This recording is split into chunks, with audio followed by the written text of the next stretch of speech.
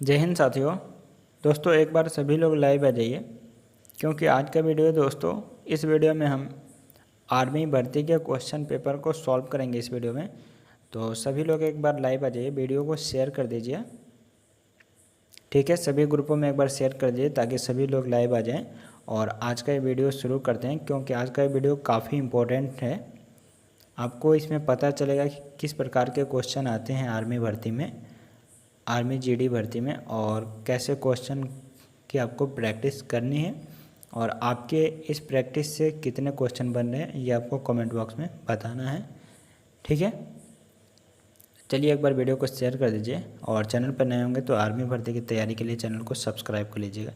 ठीक है, पहला क्वेश्चन है आप लोग के सामने कि विद्युत ऊर्जा का सबसे ज़्यादा उपयोग क्या प्राप्त करने में किया जाता है? ऊष्मा, मैकेनिकल कार्य, प्रकाश या उपरोक्त सभी।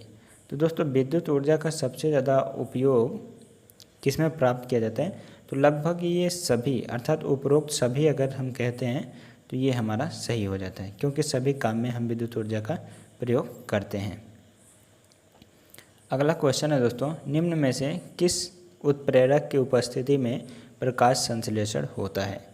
हरे पौधे की पत्ती में उपस्थित क्लोरोफिल, मृदा से जल, प्रकाश से अर्थात सूर्य से प्रकाश ऊर्जा, या कार्बन डाइऑक्साइड।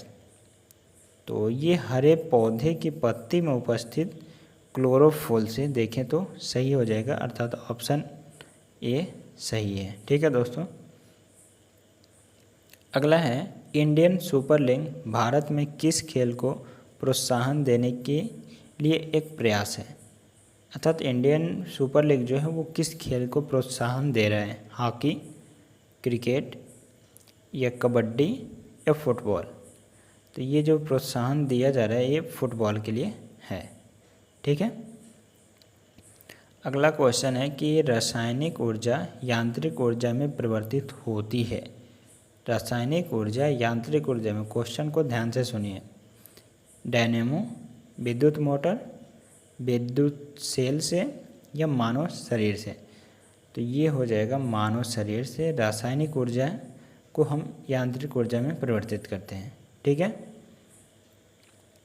अगला है 2x + 3y + 2 को x + 2y - 2 में जोड़ना है, इनका योग ज्ञात करना है। ठीक है, तो यहाँ से हम ये 2x है और इधर x है तो हमारा हो गया 3x। ठीक है, और यहाँ पे 3y है और इधर 2y है तो हम इसको जोड़ते हैं तो ये हमारा हो गया 5y। ठीक है, और इधर +2 है, इधर -2 है तो ये दोनों कट जाएगा तो हमारा जो आंसर हो जाएगा 3x + 5y, यानी कि ऑप्शन सी जो है वो सही हो जाएगा। ठीक है, अगला है अरुणाचल प्रदेश राज्य की राजधानी है।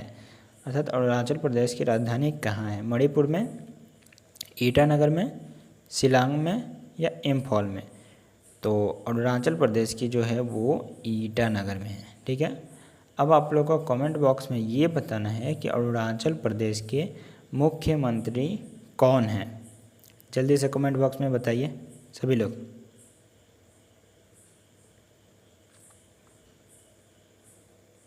चलिए अगला क्वेश्चन है कि A×B का अगर हम C में क्रॉस करें या B×C का A में क्रॉस करें तो दोनों इक्वल होंगे। ठीक है, जैसे देखिए यहाँ पे A का B में गुणा करते हैं और प्लस नहीं, इसका मल्टीप्लाई करते हैं तो इसका जो मान आएगा वही मान जो है इधर BC का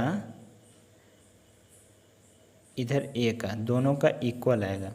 तो ये कौन सा रूल है, अर्थात किस नियम के तहत हम कहते हैं कि इनका जो गुणा का रूल है वो दोनों बराबर होता है? तो ये होता है एसोसिएटिव लॉ।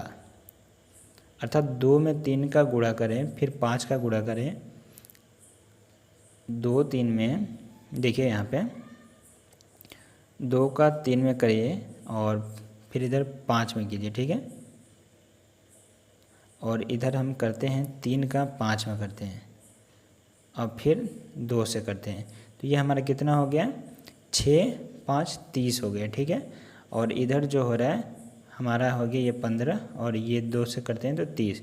देखिए दोनों बराबर हुआ ना, तो गुणा में जो होता है वो बराबर होता है, तो ये कौन सा रूल है, एसोसिएटिव लॉ है, ठीक है।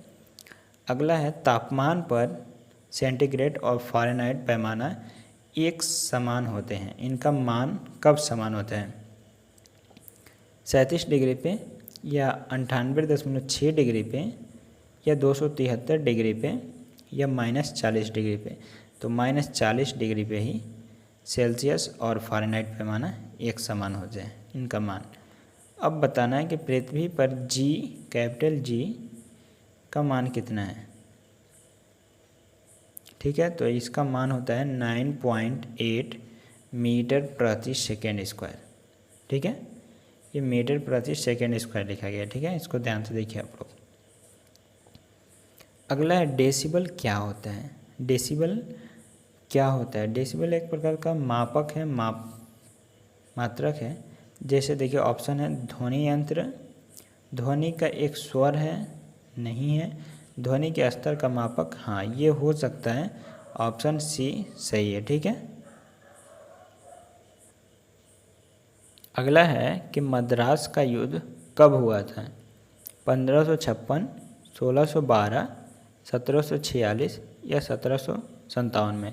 तो मद्रास का जो युद्ध हुआ था वो 1746 में हुआ था।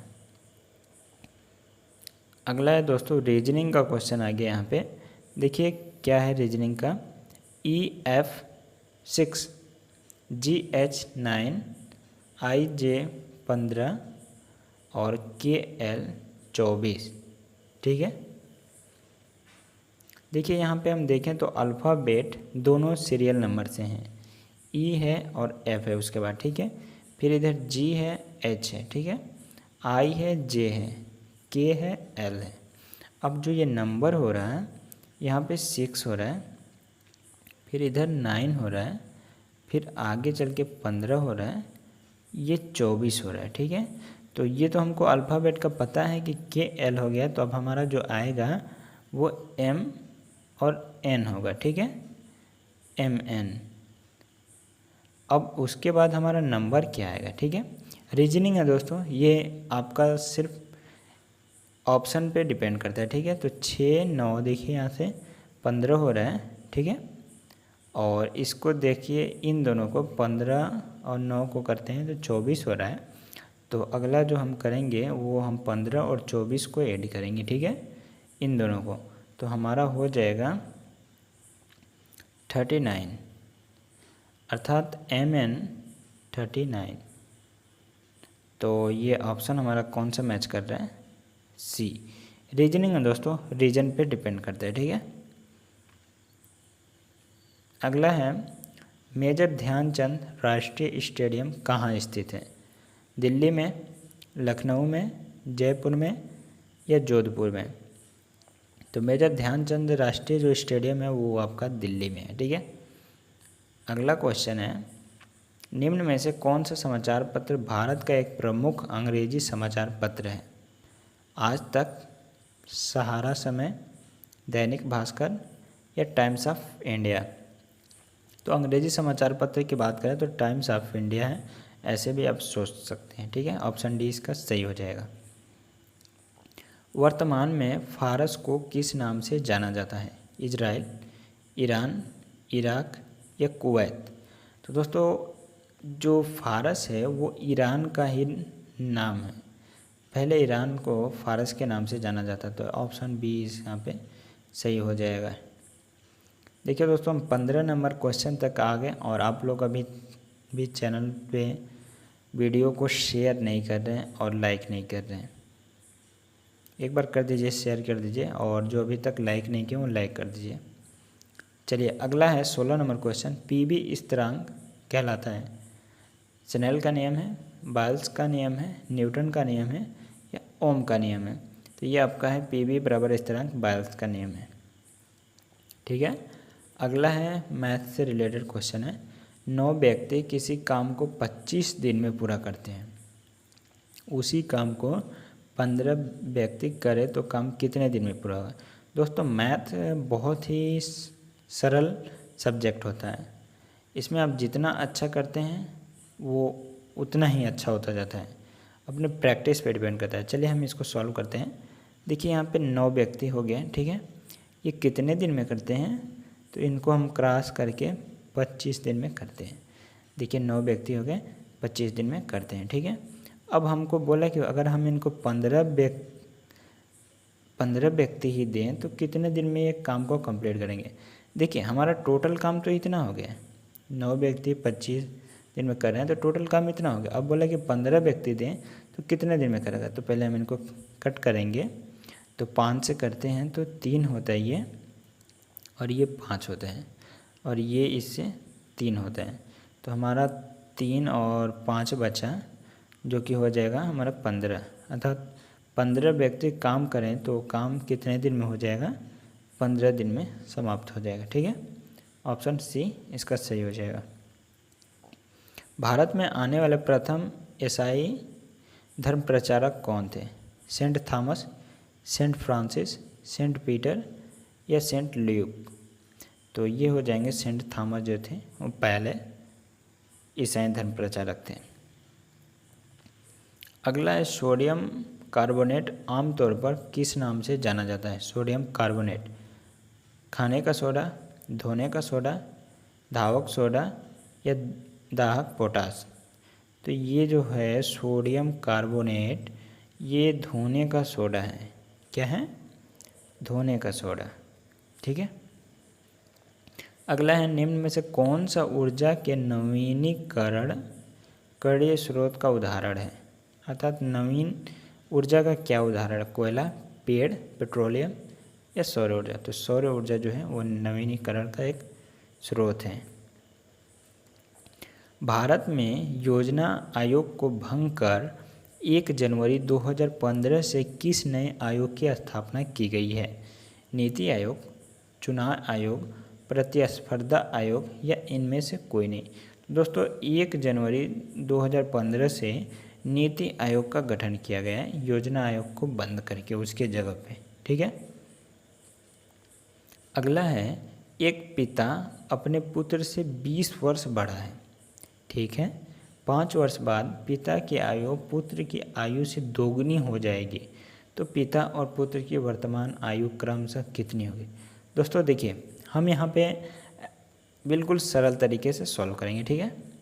देखिए पिता और पुत्र की जो आयु बता रहा है, अर्थात जो पिता है वो 20 वर्ष बड़ा है। पहले हम ऑप्शन चेक करते हैं। ये ऑप्शन हम देखते हैं, 3 में हमारा 15 का डिफरेंट है, ठीक है। तो ये तो बोला है 20 वर्ष बड़ा है, यहाँ पे हम करते हैं तो ये हो जाता है, ये 25 का होता है डिफरेंट, ठीक है। ये भी नहीं होगा, ये 18 का डिफरेंट है, और यहाँ पे देखिए 20 का डिफरेंट है। तो यहाँ पे तो हम इसको ऑप्शन उठा सकते हैं ना, ये वाले को 20 को, क्योंकि हम 20 वर्ष बोला है पिता बड़ा है, तो यहाँ तो 20 वर्ष का डिफरेंट हो रहा है, ठीक है।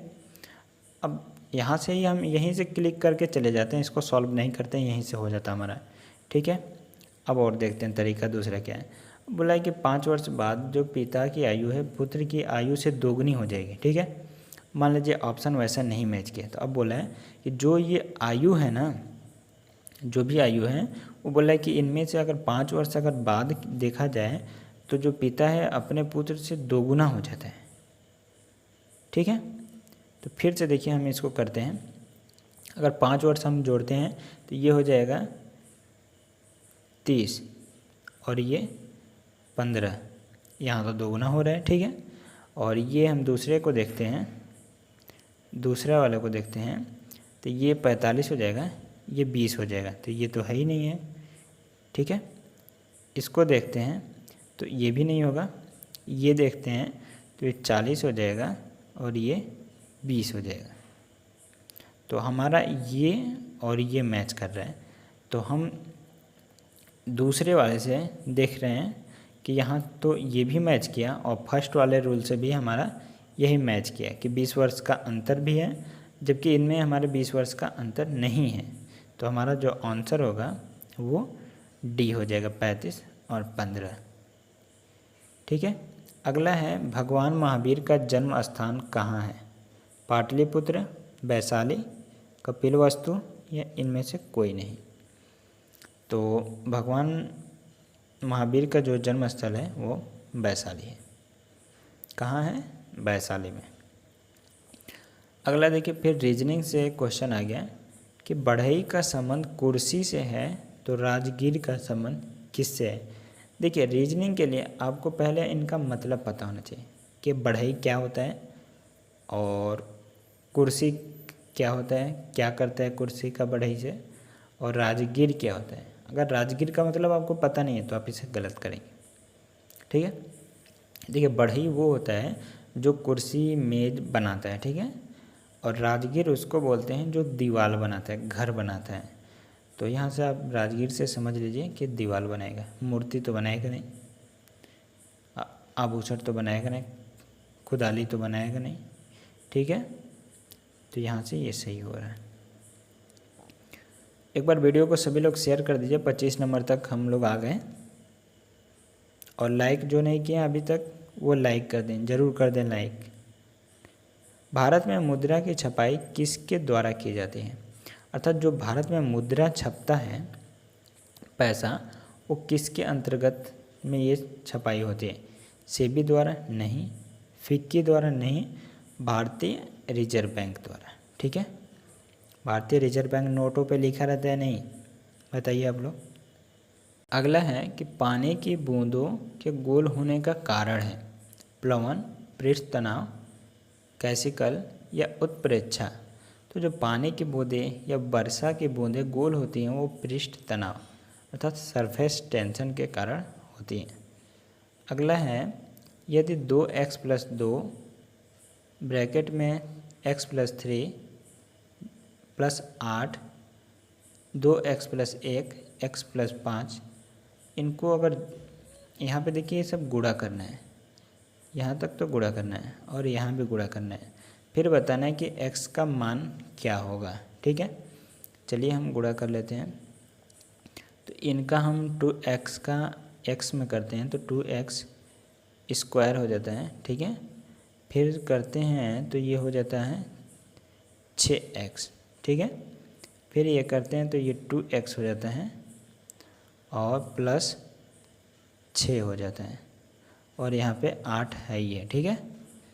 ये हमारा निकल के आता है। तो ये 6 और 2, तो इसको हम कर सकते हैं 2x² प्लस 8x और इधर जो है 8 6 14 हो जाएगा। ठीक है। इतना हुआ हमारा। ठीक है। और इनका हम गुणा करते हैं इस पार्ट का, तो देखिए क्या होता है उनका। इनका पहले इनको इरेज कर लेते हैं फिर करते हैं। ये देखिए ये हम इनका कर रहे हैं। ठीक है। तो 2x² होगा और प्लस 10x हो जाएगा, फिर ये x हो जाएगा और ये 5 हो जाएगा। ठीक है। तो उधर हमारा था 2x², वो वाला हमारा क्या आया था वो देख लीजिए पहले। वो आया था 2x² प्लस उसका था 8x था,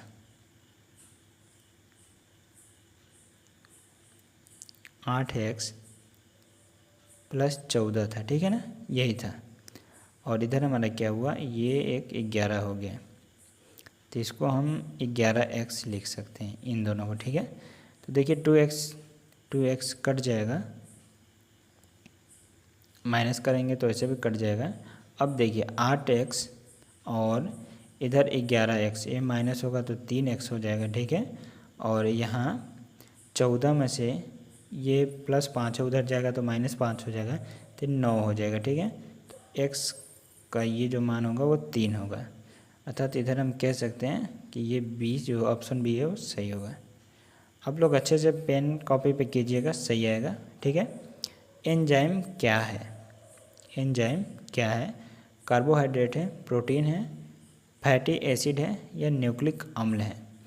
तो ये जो एंजाइम है दोस्तों, ये हमारा प्रोटीन है। क्या है? प्रोटीन है। 29 नंबर क्वेश्चन है, ए तथा अर्थात 14 तथा 16 का माध्य ज्ञात करो। तो माध्य कैसे हम ज्ञात करते हैं आपको पता होना चाहिए। हम करते हैं अंडर रूट ए बी, ठीक है, अंडर रूट ए बी। यहाँ पर हमारा ए बी क्या है, 4 और 16, तो ये हमारा हो जाएगा अंडर रूट 64। तो 64 को हम अंडर रूट से बाहर निकालेंगे तो 8 आएगा। तो ऑप्शन यहाँ पे क्या मैच कर रहा है, सी वाला मैच कर रहा है। ये हमारा माध्य निकल गया। अगला है, भारतीय योजना आयोग का गठन कब हुआ था? 1948 में, 49 में, 50 में या 51 में? तो योजना आयोग का जो गठन हुआ था वो 1950 में हुआ था, ठीक है। अगला है, एक छात्र परीक्षा में 60 अंक प्राप्त करता है, 60 अंक ही प्राप्त कर रहा है, 20 अंकों से फेल हो गया। अब लो, यह उत्तीर्ण अंक 40 है। अगर देखिए कह रहा है कि कोई बंदा है वो 60 अंक ला दिया एग्ज़ाम में, ठीक है, और वो 20 अंक से फेल हो गया, जबकि वहाँ जो पास होने के लिए चाहिए वो 40% अंक चाहिए। तो ये जो 60 है और 20 है, इसको अगर हम ऐड कर दें, 60 अंक तो प्राप्त किया, 20 अंक से फेल हो गया, तो अगर हम उसको 20 अंक दे देते हैं तब तो बंदा पास हो जाएगा ना। तो देखिए 60 + 20 तो ये हो जाएगा 80, और ये जो 80 हो रहा है ये बोल रहे हैं कि 40% उसका पासिंग है। तो यहाँ पे हम 100% अंक निकाल देते हैं। पूछा है कि कुल अंक कितने होंगे, ठीक है, ये 2 बार में कट जाएगा और 2 का 100 में गुणा होगा तो 200 हो जाएगा, ठीक है। क्या है, 200, ऑप्शन ए सही हो जाएगा। क्या है, ऑप्शन ए सही हो जाएगा। अगला है, ओजोन का रासायनिक सूत्र क्या है? OZ, O2, O3, O4। Ozone है वो आपका O3 है। क्या है, O3। प्रदूषण नियंत्रण के लिए ऑड इवन पॉलिसी प्रायोगिक तौर पर 1 जनवरी से 15 जनवरी 2016 तक कहाँ लागू की गई? कहाँ पे लागू की गई थी ये बताना है। तो ये आपकी दिल्ली में ही लागू की गई थी, करेंट है ये। यहाँ पे देखिए, अजय और विजय के आयु का अनुपात 3:4 है, ठीक है। 5 साल बाद इनकी आयु का अनुपात 4:5 हो जाएगा। विजय की वर्तमान आयु ज्ञात कीजिए। यहाँ पे भी देखिए हम शॉर्टकट से इसको देख सकते हैं अगर आप देखें तो, ठीक है। यहाँ देखिए इनकी बोल है 5 साल बाद इनकी आयु इतना है वर्तमान में, ठीक है, 5 साल बाद इतना हो जाएगी। तो 4 जो है वो अजय की है, 5 जो है वो विजय की है, ठीक है। ये अजय है, ये हमारा विजय है, ठीक है।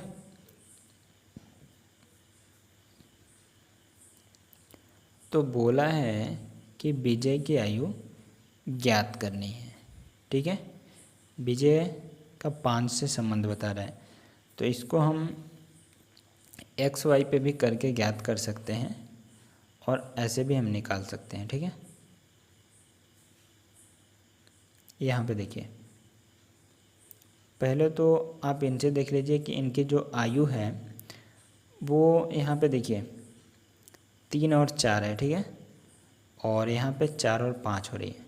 तो जो हमको विजय का पूछा है ना, तो विजय का देखिए यहाँ पे 4 है, ठीक है, और इधर क्या है, विजय का 5 है। तो जो विजय की आयु हमसे पूछा गया, तो विजय की जो आयु आएगी वो 4 से भी डिवाइड होगी और 5 से भी डिवाइड होगी। विजय यहाँ पे 5 है ना, और यहाँ पे क्या है, 4 है, तो 4 से इसमें कौन सा डिवाइड हो रहा है, ये डिवाइड हो रहा है, ठीक है। और 5 से कौन सा अंक डिवाइड हो रहा है, 5 से तो ये भी डिवाइड हो रहा है और ये भी डिवाइड हो रहा है, ये तो हो ही नहीं रहा है, ठीक है। तो हम देखते हैं कि दोनों से कौन डिवाइड हो रहा है। तो दोनों से जो डिवाइड हो रहा है वो यही संख्या है, 4 और 5 से डिवाइड हो रही है। तो हमारा ऑप्शन बी जो है 20 सही हो जाएगा, ठीक है। या आप इसको एक्स वाई पे भी करके ज्ञात कर सकते हैं। ठीक है, चलिए अगला है, श्री अटल बिहारी वाजपेयी तथा मदन मोहन मालवीय को 2015 में भारत का सर्वोच्च नागरिक सम्मान प्रदान किया गया। कौन सा सम्मान था ये बताना है आपको। भारत रत्न, पद्म विभूषण, पद्म विभूषण, पद्म भूषण, पद्म विभूषण या इनमें से कोई नहीं। तो अटल बिहारी और मदन मोहन मालवीय को जो दिया गया था वो आपका था भारत रत्न। क्या था? भारत रत्न। देखिए अब यहाँ पे आ गया मैथ का क्रॉस करना है, गुणा करना है। तो देखिए गुणा के लिए क्या करेंगे, देखिए यहाँ पे तो पहले 3 अंक पे दशमलव है ना, 3 अंक पे, और यहाँ कितना है 4 अंक पे। तो जो हमारा गुणा करने पे जो अंक आएगा वो 4 ये और 3 ये, अर्थात जो दशमलव आएगा वो 7 अंक पे आएगा।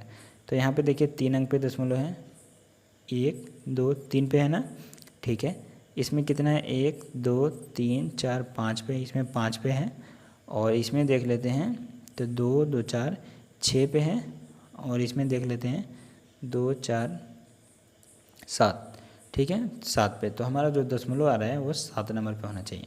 अर्थात हम कह सकते हैं बिना गुणा किए कि ऑप्शन ए हमारा सही होगा। ठीक है, चलिए अगला है, यदि एक कूट भाषा में हॉस्पिटल को इतना लिखा जाए तो उसी कूट भाषा में पोस्टल को क्या लिखा जाएगा। ठीक है, यहाँ पे कोड कर रहा है, देखिए एच को 3 लिख रहा है, ओ को 2 लिख रहा है, एस को 5 लिख रहा है, पी को 7 लिख रहा है, आई को 4 लिख रहा है, टी को 6 लिख रहा है, ए को 1 लिख रहा है, एल को 8 लिख रहा है।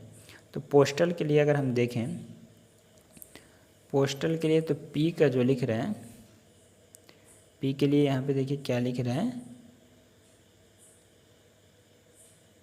4 से 7 से शुरू कर रहा है। ठीक है, तो पी का ये हो गया, और एल का जो लिख रहा है लास्ट में 8 है। ठीक है, तो ये तो होगा ही नहीं।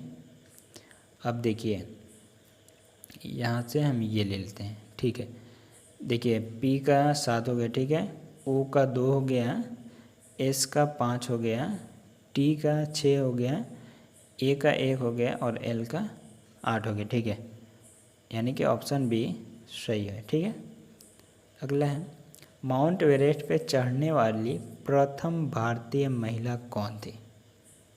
माउंट एवरेस्ट पे चढ़ने वाली वो जो थी बछेंद्री पाल थी। कौन थी? बछेंद्री पाल। देखिए ये यहाँ पे भाग करना है। ठीक है, डिवाइड करना है, √0.09। ठीक है, डिवाइड का चिन्ह है, फिर √0.0004। तो एक बात आपको याद रखिएगा कि अंडर रूट से जो वैल्यू आती है वो आधी होके निकलती है। अर्थात देखिए 9 है तो 3 होके निकलेगी, और 2 अंक पे है तो वो 1 अंक पे दशमलव के साथ निकलेगी। ठीक है, तो 9 का अगर हम अंडर रूट से बाहर निकालते हैं तो 3 निकलेगा, और इसका जो 2 अंक पे दशमलव है, यहाँ पे 2 अंक पे देखिए दशमलव है ना, 2 अंक पे दशमलव है तो वो 1 अंक पे दशमलव निकलेगा। ठीक है, और इसका 4 का जो निकलेगा वो 2 निकलेगा। ठीक है, और इसमें देखिए 4 अंक पे दशमलव है तो ये 2 अंक पे दशमलव निकलेगा। ठीक है, तो ये हमारा किस में मिल रहा है, ऑप्शन ए हमारा सही हो गया, यही तो है। इसको डिवाइड कर दिया है, बस डिवाइड का चिन्ह लगा दिया, हो गया, ऑप्शन ए सही है। श्री वेंकटेश्वर स्वामी वन्यजीव अभ्यारण्य कहाँ स्थित है। उड़ीसा, कर्नाटक, आंध्र प्रदेश या केरल में। तो ये जो है हमारा आंध्र प्रदेश में। कहाँ पे है? आंध्र प्रदेश में है। यहाँ पे बताना है आप लोग को, निम्नलिखित शब्दों को अर्थपूर्ण सही क्रम में संयोजित करो। पहला है बालक, दूसरा में व्यवसाय, तीसरा विवाह, चौथा नवजात शिशु, पांचवा शिक्षा। अर्थात इनको क्रम से सजाना है कि पहले क्या आएगा। ठीक है, तो पहले हम देखते हैं क्या आएगा, नवजात शिशु आएगा। ठीक है, पहले तो बच्चा ही आएगा ना, एक नवजात शिशु हो गया। अब इसके बाद क्या आएगा, फिर वो बालक बनेगा, ठीक है, बालक बन गया, अर्थात 4 के बाद 1 आया, 4 के बाद 1 इसमें मिल रहा है, ठीक है। अब देखिए अगला भी मैच कर लेते हैं। फिर उसके बाद वो क्या होगा, शिक्षा लेगा, ठीक है, तो 5, ठीक है, शिक्षा ले लिया। अब कहाँ हो जाएगा, व्यवसाय करेगा, ठीक है। फिर उसके बाद उसका विवाह होगा, अर्थात ऑप्शन सी इसका सही है। क्या सही है, ऑप्शन सी।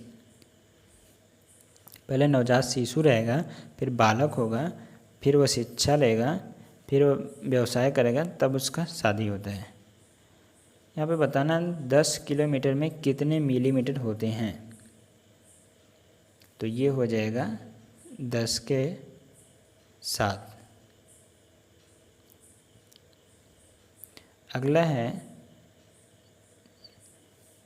डेंड्राइडस।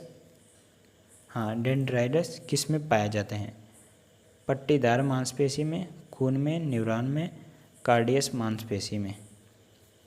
तो ये जो डेंड्राइडस हैं वो आपके न्यूरॉन में पाए जाते हैं। चुंबकीय क्षेत्र है सदिश राशि, अदिश राशि, अदिश के साथ साथ सदिश भी है, वाह, निम्न में से कोई नहीं बताना है। तो चुंबकीय क्षेत्र जो है वो दिशा के अनुसार क्षेत्र है, बता रही है, तो एक सदिश राशि है।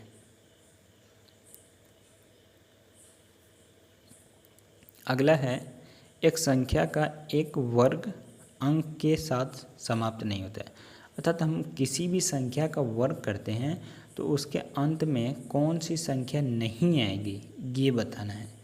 देखिए 5 तो आएगा ही, किसी भी संख्या का वर्ग करेंगे, अगर जैसे देखिए 5 का ही करते हैं तो 25 आ रहा है, 15 का करना है 225 आ रहा है, तो 5 तो आ ही रहा है, ये तो आएगा ही, तो ये तो होगा ही नहीं। अब देखिए 6 का हम करते हैं तो 36 होता है, 6 आ गया अंत में, ये भी नहीं होगा। अगर हम 2 का करते हैं तो 4 आ गया, ये भी हो गया, तो हमारा बचा 3। अब हम ये भी देख लेते हैं, अगर हम 3 का करते हैं तो 9 होता है। तो ऐसा कोई संख्या नहीं है दोस्तों जिसके अंत में वर्ग करने पे 3 आए, तो ऑप्शन डी इसका सही हो जाएगा।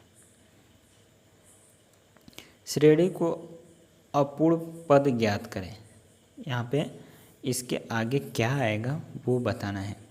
देखिए यहाँ पे 8 लिखा है, 8 है, फिर 27 है, 64 है, 125 है, 216 है, 343 है। तो 8 क्या है, और देखा जाए तो 2 का क्यू है, 27 क्या है, 3 का क्यू है, 64 क्या है, 4 का क्यू है, 125 क्या है, 5 का क्यू है, ये 6 का क्यू है, 7 का क्यू है, 343। तो हमको जो यहाँ आएगा वो 8 का क्यू होना चाहिए, तो 8 का क्यू करते हैं तो कितना आता है, 512 आता है ना, तो ये हो जाएगा हमारा राइट। सूखे हुए किशमिश पानी में डालने पर फूल जाते हैं, यह क्या दर्शाता है। वाह्य विलयन अल्प परासारी, वाह्य विलयन अति परासारी, वाह्य विलयन समपरासारी, किशमिश की सतह अपराग्रम्य होती है।